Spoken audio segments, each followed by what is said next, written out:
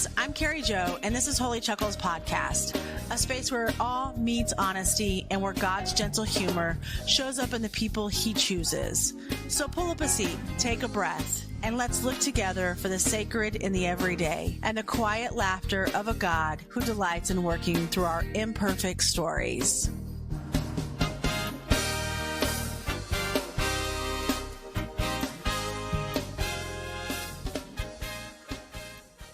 Thanks for coming back. I appreciate all of you being here.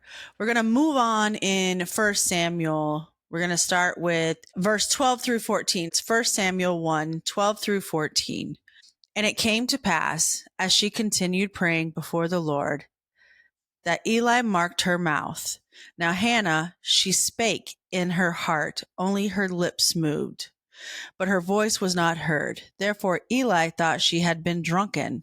And Eli said unto her, How long wilt thou be drunken? Put away the wine from thee. Eli, first of all, let's talk about Eli. Eli was a priest that was at Shiloh in the house where they prayed and sacrificed this animal. Eli said, Hey, drunk lady, what you doing? But Hannah was pouring her heart out to the Lord. Hannah is pouring her heart out to God. And literally it's coming from her heart, her soul, her inner soul, and not her mouth. And Eli, this priest, says, Yo, drunk lady, put away your wine, man. You're acting crazy. But Hannah couldn't even control it. I remember when I was in my prayer closet, and it's in the episode where I met God and the light shone down, and I remember saying words from my mouth, and I knew exactly what I was saying, but just seeing a different picture in my mind, which was my little baby soul in the spotlight in front of God, just pouring out my soul. And I saw myself doing it. I didn't know kind of what was happening, but I saw myself doing it. So I remember everything that I was saying, but I saw it played out in my head. I understood where Hannah was coming from, that everything was coming from the heart and the soul, not from her head or her mouth. The symbolic version of this is Hannah represents our devoted soul, our within that is connected to God no matter what. Her soul was talking to God. It was her inner communication, her soul communicating with God. When there are no words for what you are desperately seeking, then words just kind of go by the wayside. And now it's just you and God, and your heart is speaking. In my prayer closet that day, my heart was speaking to God. I was asking for forgiveness. I was telling God all my things, but even though the words were coming out of my mouth, it was coming from my soul. My soul was speaking to God.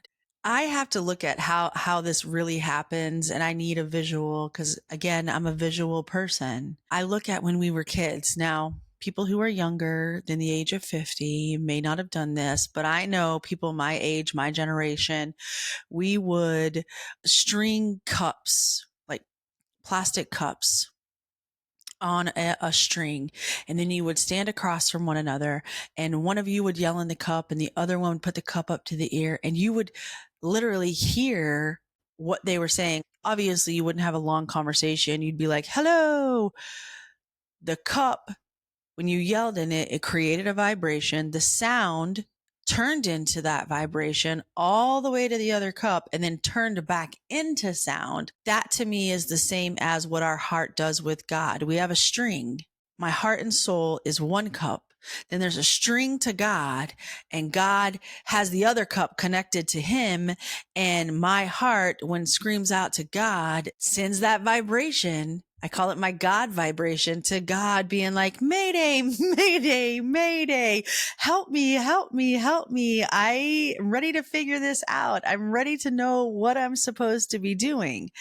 So Eli, the priest, that was telling Hannah, hey, drunk lady, stop it, is our outer world, our outer religion, our mind that's conditioned like everyone else just to fit in, just to be there, just to do what everyone else is doing. When your soul is awakening, when you're inside your heart, your Hannah is saying, I don't want this outer crap anymore. Sometimes it looks irrational. I know mine did. I stopped talking to everyone. I stopped communicating with anyone. I went inward. I started just doing things with myself. I know with leaving my job, withdrawing, seeking silence. I stopped chasing my old goals of climbing up the ladder. That stuff didn't matter to me anymore. I began to feel things that maybe other people didn't feel or other people didn't understand. In a way, it looks like madness because I'm pulling away from everything on the outside that we all strive to get. Our penny. I am pulling away from my penny. When I separate from distractions, when I withdrew from everything, from all my relationships, my job, my social norms, people thought that was crazy. People might say, what's wrong with you? Why are you acting crazy? You've changed. What is happening to you?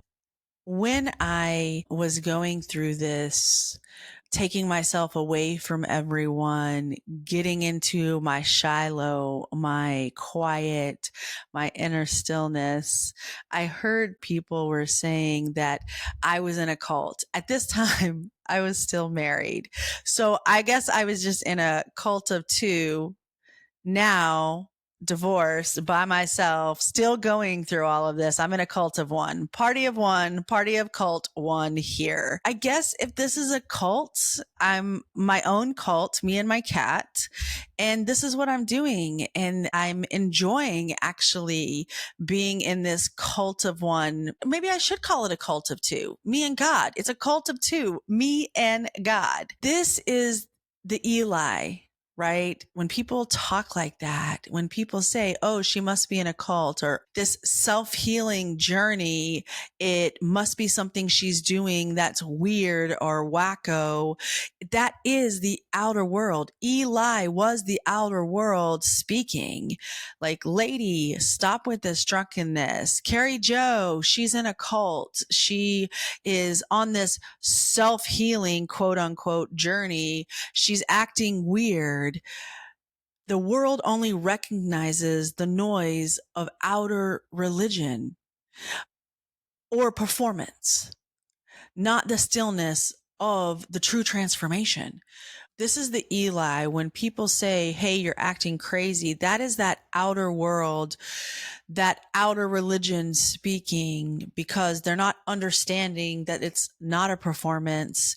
It's not people just standing on a pulpit in church telling you what to do. It's you realizing your full potential, your fullness with God, the stillness and silent transformation of who you once were to who you actually are, your authenticity, and who God made you to be. So in this moment with Hannah just crying out to God from her soul, that is the soul awakening. Silence, that is the sacred justification. It's conceiving something divine within yourself. The breakdown is not a breakdown. It's a breakthrough. It's you in that silence when you start feeling the things that you're feeling, the healing that you're healing, the words from God, the actual whispers from God. The confusion turns into conception, divine hearing. Hannah knew God was going to give her what she asked for. And Samuel started to form from within her. How this resonates with me is letting go of everything external. When I removed relationships, social circles, career, my identity, I was stepping into the temple of silence within my own heart, my own soul, my own relationship with God. This is where, for Hannah, the conception of Samuel happens. For me, this is where the conception of my relationship, my full relationship with God was happening. Divine hearing, true purpose, spiritual clarity. What am I here to do? This, for me, wasn't a season of destruction. I thought it was. At first, I thought it was. In fact, you heard me say in one of the other podcasts, what is happening? What have I done to deserve this? But it wasn't a season of destruction. It was a season of deconstruction. Those words are so close together. Destruction, deconstruction. Wow. I was dismantling my outer life, my penny that had become barren. I was creating that inner life, my Hannah. So my Samuel, my spiritual hearing could be conceived. I wasn't being punished. I was being purified. In my last podcast, I talked about the song, The Refiner, where it says in the song, being purified. My Shiloh, my place of peace through surrender, my inner stillness, me being just with myself, my sacred solitude that I know every person, every soul must go through before the divine hearing and purpose comes. You have to be quiet before you realize what God put you here to do. I don't know. Okay. Maybe I shouldn't say that. Maybe I shouldn't say every soul has to go through this. Every person has to go through this, because maybe you can go with a lot of noise. Maybe that's me. Maybe I couldn't go through with a lot of noise, that I needed to be in solitude to really hear. When I removed myself from everything and everybody, my intuition kicked in. My inside was able to hear. The noise in my head stopped. I was able to understand what was really happening. So maybe sacred solitude is only for some of us that really need it. Maybe I'm ADHD and I need the quiet. I don't know, but I know in my sacred solitude is where my inner Hannah started really understanding what was going on. So last podcast, I talked about the symbolic arc. I'm not going to do this for every single thing that I learn about myself, but probably for a couple of them, just because I find it interesting. If we look at this arc, Hannah's silent prayer and my awakening season, here's how it's going to go. Hannah stopped speaking outwardly. Remember, Eli said, hey, lady, stop drinking. I stopped explaining myself or performing for others. Eli thinks Hannah's drunk. The outside world questioned my sanity. Cult of one, party of one, right here. She was pouring out her soul to God. I was pouring out everything that no longer served my soul. Social status, social circles, my career, my marriage, my outward relationships, the outward stuff I thought I had to have, cars, money, house. The last thing for Hannah is God, quote unquote, remembered her. For me, That was the divine began to awaken something within me. God started to awaken something within my soul. My soul started stirring and said, yes, I want that. I don't want this outer crap. In fact, I don't want any of it. I don't want to clean it. I don't want to take care of it. I don't want to find somewhere to store it. I want the inner, not the outer. I'm going to move on to 1 Samuel 1:15 through 16. And Hannah answered and said, no, my Lord, I am a woman of sorrowful spirit. I have drunk neither wine nor strong drink, but I have poured out my soul before the Lord. Count not thy handmaid for a daughter of Belial, for out of the abundance of my complaint and the grief I have spoken hitherto. Again, in my last podcast, I said, if I pronounce these words wrong, mind your business. And I mean that. But I will say this. If you are interested in how to pronounce these words, which I am, I just go to the old Google and ask Google, how do you pronounce that? But when I'm in these podcasts, sometimes I pronounce it my own way because that's where my brain goes. So in the literal of these verses, Hannah explains she's not drunk, but deeply troubled. She's pouring out her soul to the Lord in grief and hope that God will hear her. Symbolic version, Hannah says, I poured out my soul. So it's an act of emptying, releasing every inner burden so the divine can enter you. She said, I am a woman of sorrowful spirit. That means she's receptive. She's receptive of herself that feels the ache of unfulfilled divine longing. When I said, I no longer want that outer crap. I want something more. Drunk neither with wine or strong drink.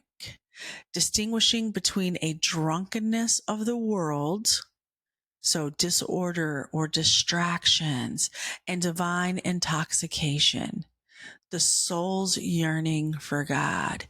Let me say this. I have talked about the rum bottle for many of episodes, and so I know exactly what being drunk means. The intoxication of alcohol, the numbness of your soul, the numbness of, I don't know what the hell I am doing here. Now I know the intoxication of the divine, of God, of feeling the love and acceptance and connectedness I have with God. The love for God that fills my soul more than any material item, any person, or any type of alcohol could do. I now know what that divine intoxication is. My soul is filled with God, and I yearn for God every minute of every hour of every day. I am so excited when I hear that whisper from God. I am so excited about the connection God and I have together that I feel it all the time. Daughter of Belial. That's a false accusation of the ego, which labels deep sensitivity as weakness. I always thought me being emotional was a sign of weakness. It is not. It is not. It is a sign of strength. Being kind, being emotional, being loving, being vulnerable is a sign of strength, not a sign of weakness at all. And most people will say, well, you're a female. Of course, for you, that's a sign of strength. No, For a man, it is the same. When you can be vulnerable with yourself, with your friends, with your family, with your community, when you can be kind, loving, when you can share of yourself in a way that you have not done in your past, when you can let every guard down and really share who you are, that, no matter man or woman, is a sign of strength. Balal. The Hebrew definition is worthlessness, lawlessness, destruction, rebellion without profit or restraint. It describes a vibration or state of consciousness. High vibration. And let me say this, people who don't talk about vibration or high consciousness, that's okay. It's the same thing whether we're talking about your relationship with God or we're saying you have a high vibration. It's harmony, alignment, and love with everything around you. Balal describes low vibration, the Balal state, low vibration, disorder, rebellion, resistance to inner truth. In that time with Hannah and Eli and Penny and Elkanah, calling someone a child of Belial was calling them corrupt, depraved, spiritually worthless. When Hannah says, "Don't count me as a daughter of Belial," she is saying, I'm not acting from my lower energy. I'm surrendering. I'm not acting from that lower place of wanting everything that I want. I am surrendering to God. I am surrendering everything that I have to God and saying, please, I want to follow you. She is surrendering everything to God, even this child that she doesn't even have as of yet. If you give me this child, I will give him to you. All Hannah wants is to feel validated, to feel that she belongs, to feel that she is worth something. And in her mind, having a child, because again, back in that day, that was validation. To have a child is how she received that validation. It resonates with me is Balal is my old nature. It's how I used to be, my fear, my pride, my control, my voice of rebellion, that ego, that addiction that I had to outer validation, letting everyone else tell me I am worthy instead of me and God telling I am worthy. I had to withdraw from that, from the outer world. People said there was something wrong with me. I was in a cult. Again, party of one, cult of one. What my soul was saying, and I didn't understand at that time, was please don't mistake my silence for despair or that I am lost. I am pouring my soul before God. When I sat in this apartment by myself, with no distractions, no job, no world around me calling out my name, and just calling out to God in every single thing that I did, that I was, that I am. I became one with God. I am that I am. God is within me.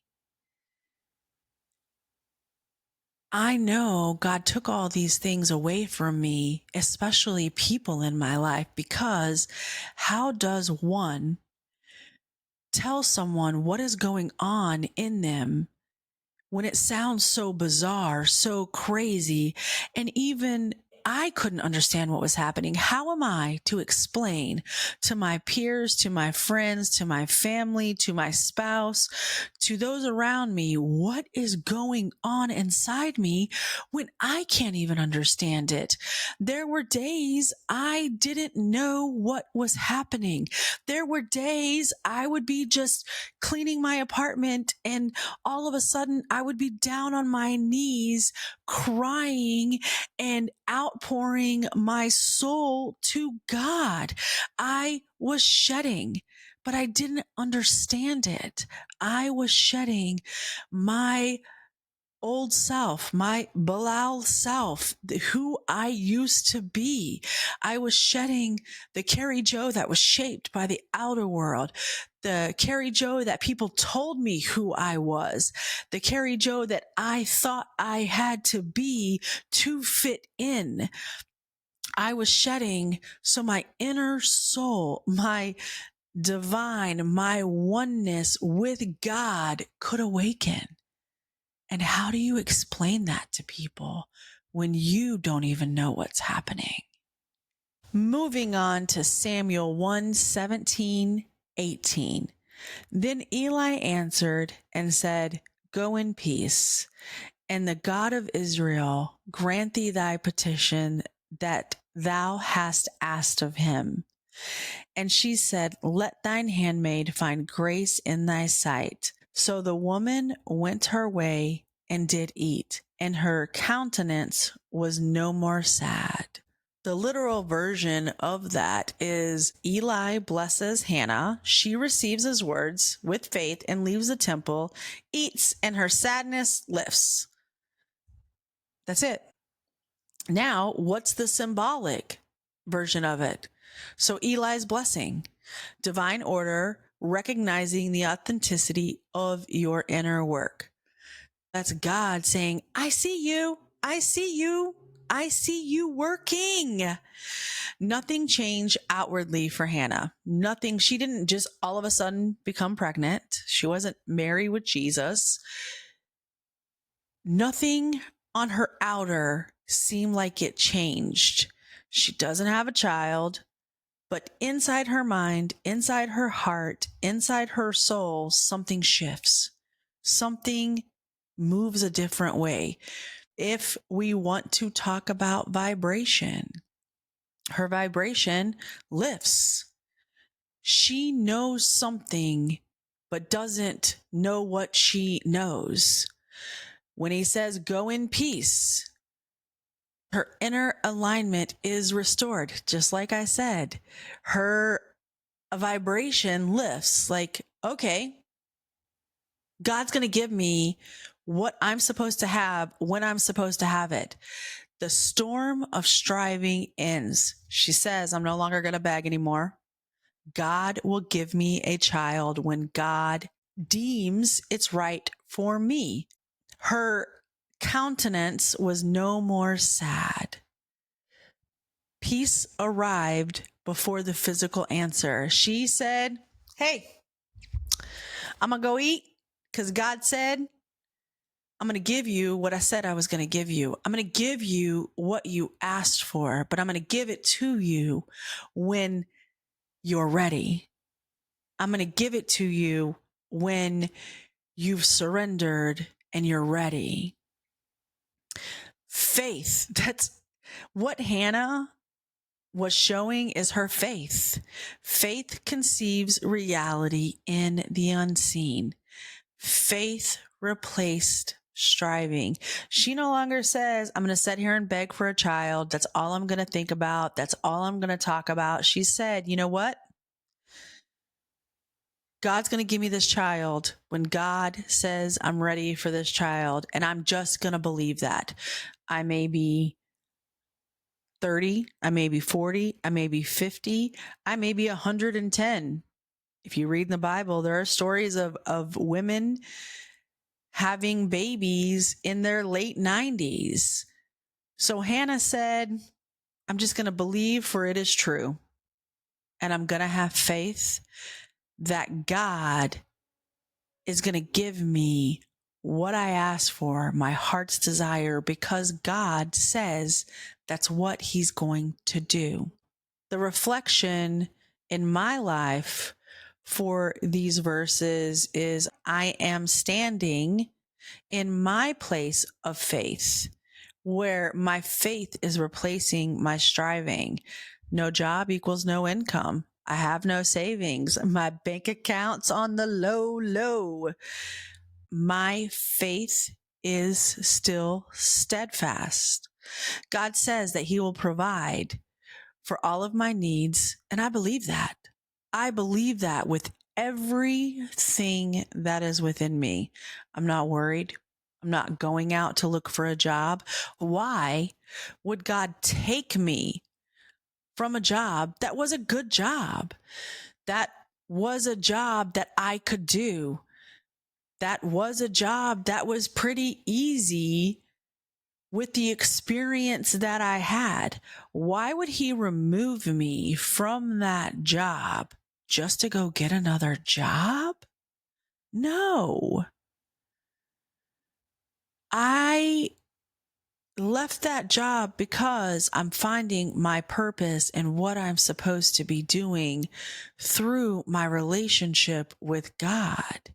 And I know because I'm doing that, because I'm obeying, because I'm in my authenticity, because I am listening to what God is telling me to do, he will provide.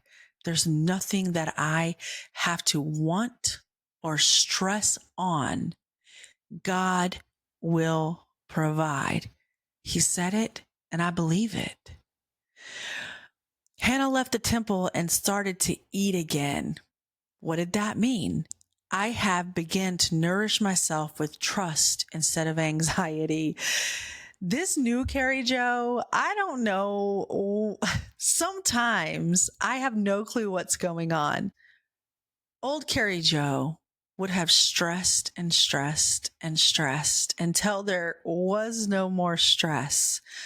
This new version of me, this new Carrie Joe says, gotta provide. And every day I wake up with everything that I need. It may not be everything that I've wanted, but also look at all the things that I had and I still wasn't happy. So being happy is not in what you have. It's who you are and who God created you to be. And so now when I wake up, I'm not looking for the wants. I'm grateful for the needs that are being met within my household, within my heart, and within my life. My faith has began to take over my life. It's my inner alignment with God. God, you will provide. I believe that. So I'm not stressing anymore. I'm just going to keep every day doing what's in front of me with an open heart, an open mind, and a willingness to make mistakes and learn from those mistakes and know that with every mistake is growth. I stopped pushing or forcing what I thought was right for me and just started sitting in it, living in it, being in it, because God will guide me to what is supposed to be in my life. God will let me know that is for me. I don't have to force something to work out. I am trusting that unseen provisions are already set in motion. God already has set aside for me what belongs to me, what is for me to meet my needs, my wants, my desires that align with my authenticity, that align with who I am, not who my ego is, what I think I deserve, what I should be getting, but what God says is aligned with me. And whatever those provisions are, my soul, my heart is grateful for them. And I don't even have them. I don't even have them. I have everything that I need right now. And I'm so grateful for that. And whatever else comes along, I'm going to be just as grateful. I'm living now, not searching for my blessing or wondering when it's coming. I'm living inside my blessing, knowing that it's already here. Eli said in this passage or in this verse, go in peace. The God of Israel will grant your petition. In that moment, Eli knew it's already a done deal because Eli had his faith. Eli knew. And Eli said, it's done. And when Eli said that, Hannah felt that. Hannah felt that within inside. And she said, it's done. No longer do I have to beg. No longer do I have to say, God, please, if you will just give me a baby. Her faith took over and it is done. It was a done deal. She didn't know when it was going to happen, but she knew it was done. She went and ate and said, I'm good. She had peace before proof. That is exactly where I'm setting in my life right now. No, I don't know where this is going. No, I don't know everything that I'm supposed to be doing. No, I don't know what the outcome is, and that is okay. For the first time in my life, I know that is okay because God said He will do it. And I have faith that living in my authenticity, living in where I am supposed to be right now, living in this connection, this vibration with God is taking me to the places where I'm supposed to be, even before I know where I'm supposed to be. So I'm having my peace before proof. My faith is leading the way, not my head, not my eyes, not what people or what my past said I should be. My faith and my peace, they're leading. I am living inside my blessing. I'm going to move on to 1 Samuel 19 through 20. And they rose up in the morning early and worshipped before the Lord and returned and came to their house to Ramah. And Elkanah knew Hannah his wife, and the Lord remembered her. Wherefore it came to pass, when the time was come about after Hannah had conceived, that she bare a son and called his name Samuel, saying, because I have asked him of the Lord. So after they worshiped, Elkanah and Hannah jetted home. And at home, God remembered, quote unquote, remembered Hannah. She conceived a child. She conceived Samuel. The symbolic version of those verses start with rise early in worship, becoming more aware of God's presence. Start our day with prayer and worship. We open up our hearts to God. In the quiet surrender, our hearts wake up. We see things more clearly and feel closer to God. So you start your day when you rise early in worship in that higher vibration, higher consciousness. You start on a better note. Elkanah knew Hannah, union of divine essence and the receptive soul. Elkanah, the divine essence, Hannah, the receptive soul, are inner. So remember, Elkanah is God as possessed, divine essence. Hannah, receptive soul, our inner self, faith and devotion, the inner heart that longs and prays. That's the Elkanah and the Hannah. Their union, which is returning to their house, it's meeting of divine energy and human surrender.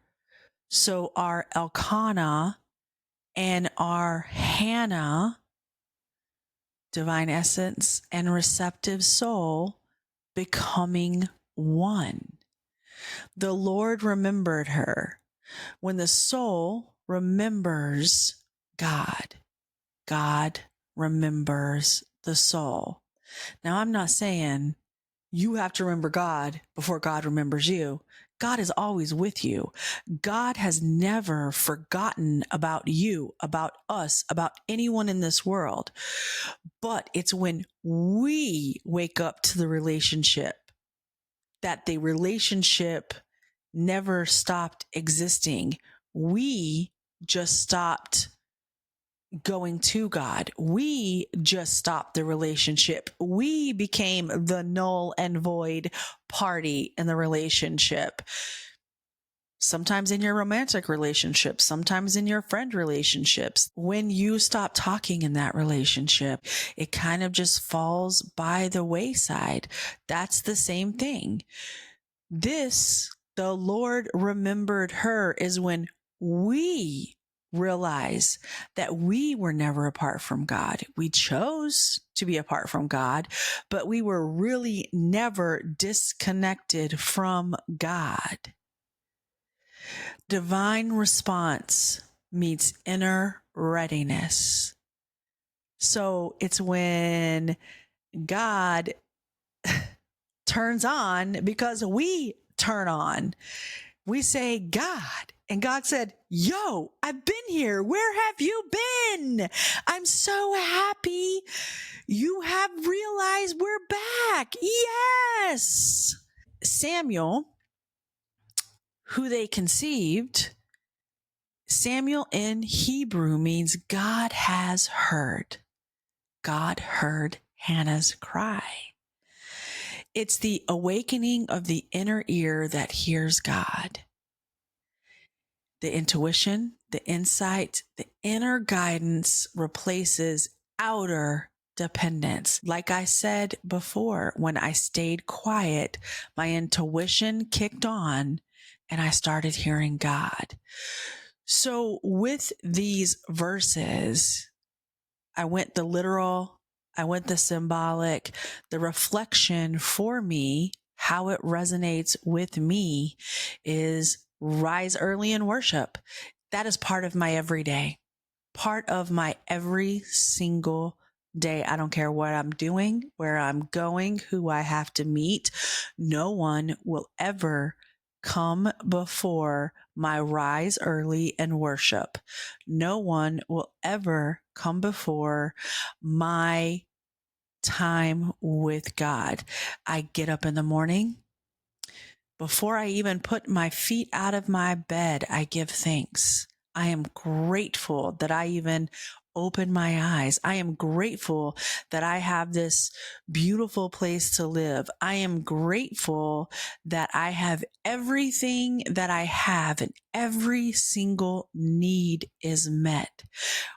I put on my clothes. I go downstairs and I ground. I put my feet on the grass, my bare feet, and I ground. It is important for someone like me to put their feet on the ground, in the grass, on the soil, and become one with the earth. I put my hands on a tree and give thanks. for what that tree gives me. I tell God every day, thank you for these birds, for these ducks, for this lake, for this tree, for this grass I can put my feet in. Thank you, thank you, thank you. I am walking with gratitude instead of fear every single day. I am more grateful than I have ever been in my whole entire life. And if someone were to look at everything that I've lost, they would say, what are you grateful for? You've lost everything. And I would reply, what am I not grateful for? I have everything. I have a new mindset. I am coexisting with my Creator, with my God, with my Father. I am one. I am that I am. If we go to Elkanah, New Hannah, that is my inner union in me after my season of solitude, loss, and surrender. I'm not saying that I don't have to surrender every day. I do. I have to surrender every day. Every day I tell myself, you, Carrie Joe, are not in charge. It's God, you. God, you. If I look at in a corporate mindset, which is where I came from, God is my CEO and I'm the COO. I take my direction from God. My Elkanah spirit in me met and embraced my Hannah, my receptive soul. My soul said, what's up, God? I remember you. And God said, it's about time. Now we're going to do some stuff. I'm no longer divided. I'm no longer away from God. I'm no longer away from myself. I am one with God. I am one with myself. And I'm no longer chasing that outer validation. My spirit knows my soul. I am together, connected. Everything within me is now vibrating, connected together. When the verse says, return to their house, for me, that's integrating my spirituality in my every single day life. Knowing I am carrying the temple within me. 1 Corinthians 3:16. Know ye not that ye are the temple of God, and that the Spirit of God dwelleth in you? The Spirit of God dwells in me. I am God's temple. Don't get me wrong. I understand what church is. It's a church building. It's a building. It's a sacred gathering place, a symbol and a support. It's where people go to fellowship.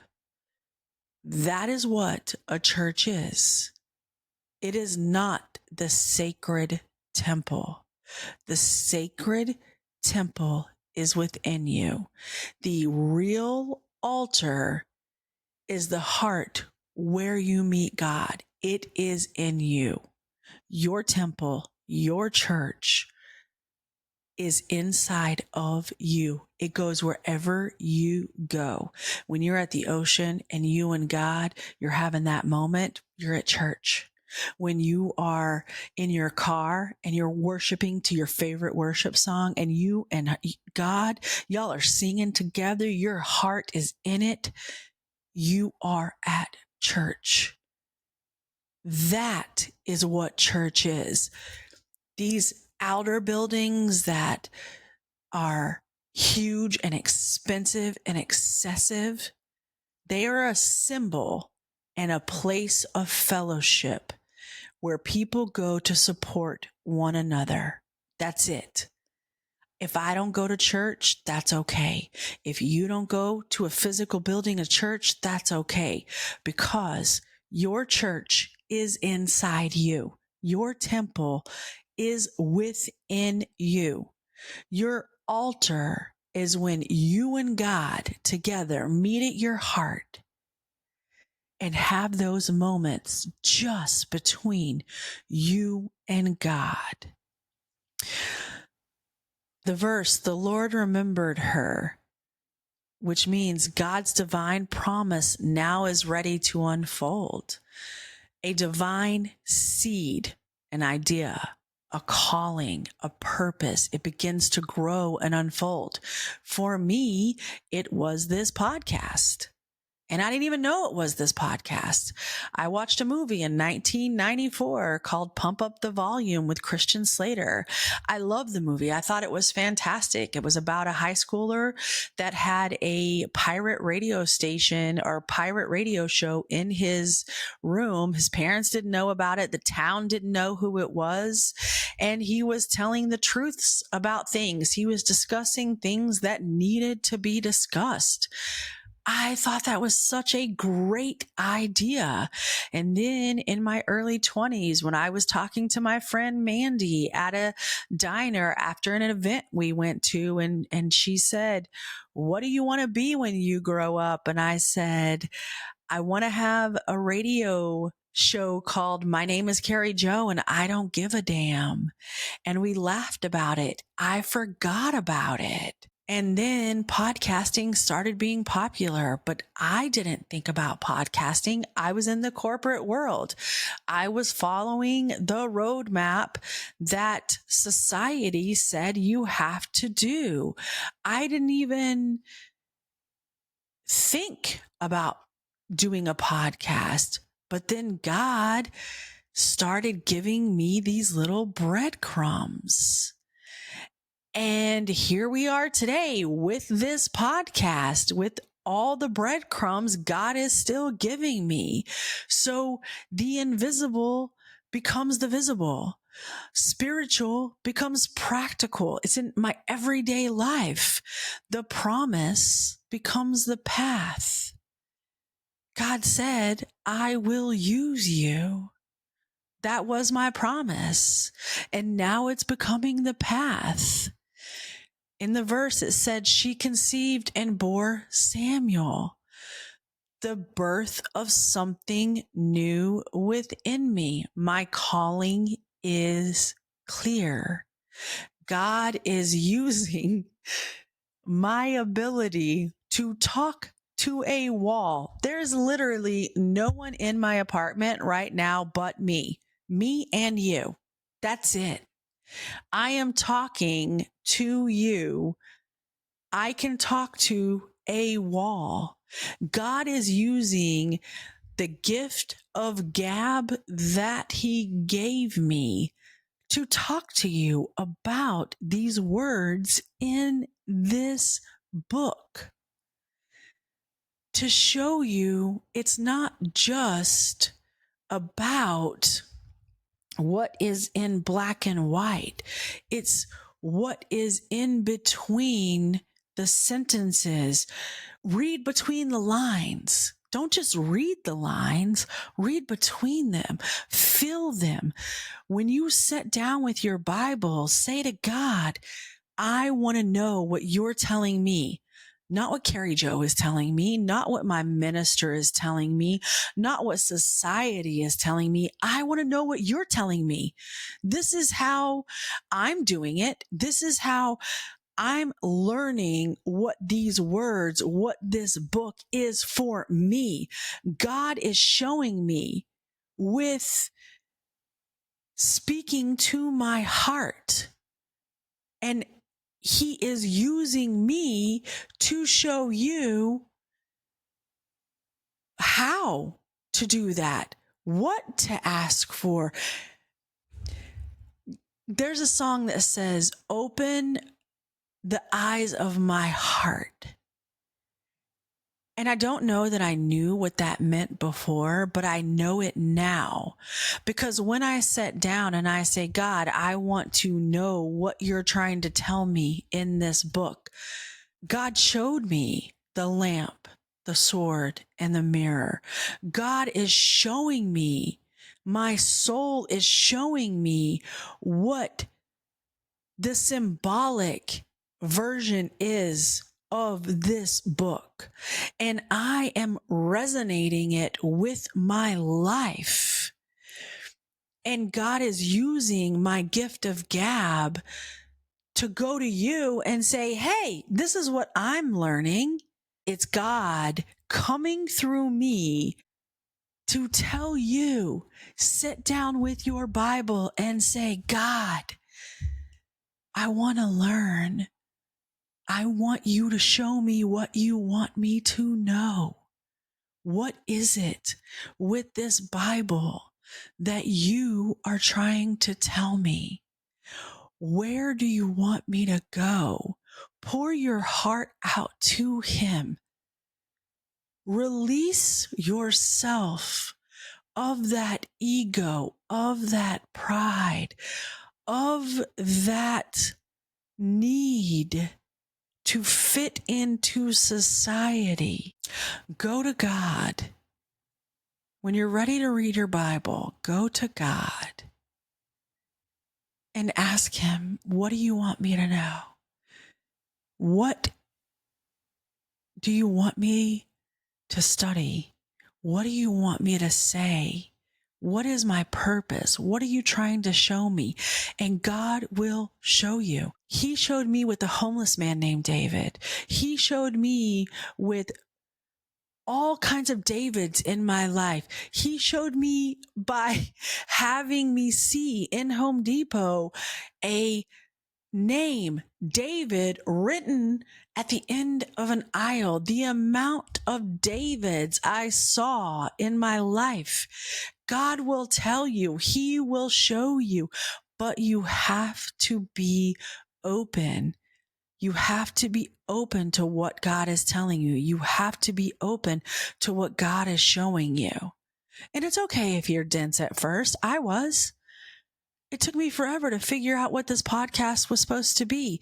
It took me doing it wrong, not even doing it wrong, because the first episodes are my testimony. You got to know what God was doing in my life, why I was separated from God, and how God brought me back around. So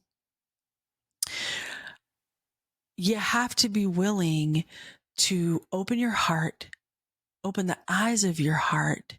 You have to be willing to make mistakes. You have to be willing not to care what the world around you is going to think of you. I now have a new voice that hears and speaks from the Spirit that tells me, this is my gift. This is my purpose. This is my message. And right now, I am using my gift, my purpose to give you these messages. I hope that you will let your Samuel be conceived. I hope that you will find your Hannah and release your Penny so you can have your Samuel. Because right here, right now, and I guess I just realized it now. I am witnessing in full real life my Samuel. And I am so excited and I am so grateful to God that he, no matter what, he, she, however you envision God, it doesn't matter, that God is always there, arms wide open, just waiting for you to say, okay, God, I'm here. Take me in your arms. I'm ready. I am ready. I am tired of the suffering. I am ready to surrender. Thanks for joining me for Holy Chuckles Podcast, where we remember that God's calling doesn't always make sense, but it's always full of grace. If today's story reminded you that you too are seen, chosen, and loved right where you are, then that's the light shining. So until next time, keep your heart open, your laughter genuine, and your light shining. Well, I'm gonna let it shine.